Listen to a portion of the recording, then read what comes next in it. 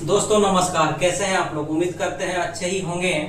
एक बार फिर से आपका स्वागत है एसके स्टडी जर्नी में।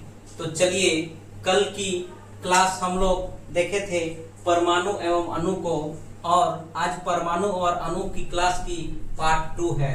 इसमें हम लोग देखेंगे अणु को और अणु की आणविक द्रव्यमान को, रासायनिक सूत्र को, और आगे की और बढ़ेंगे। तो जैसे यहाँ लिखा हुआ है अणु। अणु क्या होता है? साधारणतः अणु ऐसे दो या दो से अधिक परमाणु का समूह होता है जो रासायनिक बंधन से बंधे होते हैं। अणु जो है दो या दो से अधिक परमाणुओं का समूह होता है जो एक दूसरे के साथ रासायनिक बंधन से बंधे होते हैं। या हम कह सकते हैं कि किसी पदार्थ की अणु वह सबसे सूक्ष्मतम कण है। ध्यान दीजिएगा कि किसी पदार्थ की अणु उस पदार्थ की वह सूक्ष्मतम कण है जो स्वतंत्र अवस्था में रहते हैं, और उस सूक्ष्मतम कण में उस पदार्थ के सारे गुण विद्यमान रहते हैं। यहाँ हम लोग देख रहे हैं कि किसी अणु की संरचना में प्रयुक्त होने वाली परमाणु की संख्या उस अणु की परमाणुकता कहलाता है। जैसे कि हम जान रहे हैं कि अणु क्या है? दो या दो से अधिक परमाणु का समूह है। तो यहाँ पे अणु की परमाणुकता के बारे में हम लोग जान रहे हैं कि कोई भी अणु की परमाणुकता उस परमाणु की संख्या को कहते हैं जिस परमाणु के द्वारा वह बना हुआ है।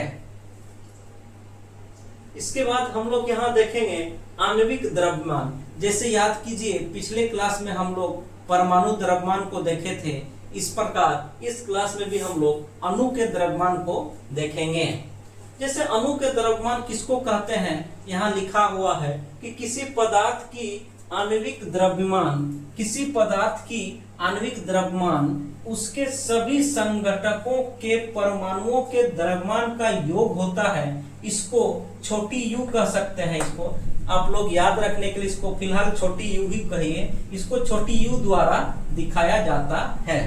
जैसे कि यहाँ पे हम लिखे हैं H2O, यानी कि जल में हम लोग देखेंगे कि इसकी आणविक द्रव्यमान क्या है। यहाँ एक बार फिर से देख लीजिए कि किसी पदार्थ की आणविक द्रव्यमान वह संख्या होती है जिसमें वह बनी होती है। यहाँ समझिएगा कि किसी पदार्थ की आणविक द्रव्यमान उस पदार्थ के परमाणुओं के परमाणु द्रव्यमान के योग के बराबर होता है। तो यहाँ H2O के उदाहरण में हम लोग देखेंगे तो समझ में आ जाएगा। H2O में हाइड्रोजन के 2 अणु हैं और ऑक्सीजन की 1। तो हाइड्रोजन का परमाणु द्रव्यमान जो होता है 1 होता है। तो चूंकि यहाँ 2 अणु है इसलिए 2 हाइड्रोजन की परमाणु द्रव्यमान 2 हो गया, और ऑक्सीजन का परमाणु द्रव्यमान 16 होता है। चूंकि ऑक्सीजन यहाँ 1 है तो 1 इंटू 16 किए तो यहाँ 16, और जब दोनों को जोड़े तो हम लोग का 18 निकला। यानी कि H2O का आणविक द्रव्यमान 18 हुआ। उम्मीद करते हैं यहाँ तक आप लोग समझ गए होंगे। और इसके आगे हम लोग देखेंगे रासायनिक सूत्र को। किसी यौगिक या पदार्थ का रासायनिक सूत्र उसके संघटक के प्रतीकात्मक रूप का निरूपण होता है। किसी भी यौगिक का रासायनिक सूत्र जिससे वो बना हुआ है उसके संघटक के जो प्रतीकात्मक रूप है उस रूप का निरूपण होता है। रासायनिक सूत्र संघटक के प्रत्येक तत्वों के परमाणु की संख्या दर्शाता है। जैसे यहाँ भी हम लोग जल की ही उदाहरण लेते हैं H2O। तो H2O में भी हम लोग देख रहे हैं परमाणु की संख्या को दर्शाया गया है। जैसे यहाँ हाइड्रोजन 2 अंश है और ऑक्सीजन 1 अंश है, जो इसका रासायनिक सूत्र H2O में भी हमें दिखाई देता है।